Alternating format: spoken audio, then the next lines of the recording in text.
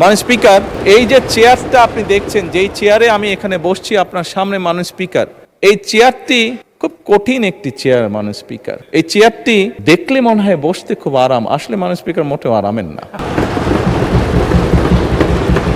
এই চেয়ারটিতে বসলে মাননীয় স্পিকার প্রতি মুহূর্তে মনে হয় যে আগুনের তপ্ত হিট আসছে মাননীয় স্পিকার। হাসার কিছু নেই, আমি যা ফিল করি আমি আপনাদেরকে তাই বলছি, মাননীয় স্পিকার, এই চেয়ারের থেকে উঠে দাঁড়িয়ে আপনার সামনে বক্তব্যে আমি হয়তো অনেক পপুলার কথা বলতে পারতাম, যেটাতে আরো অনেক বেশি তালি হতো মাননীয় স্পিকার, কিন্তু এই চেয়ার আমাকে বলে যে আমি সবসময় পপুলার কথা বলতে পারি না, আমাকে সেটাই বলতে হবে।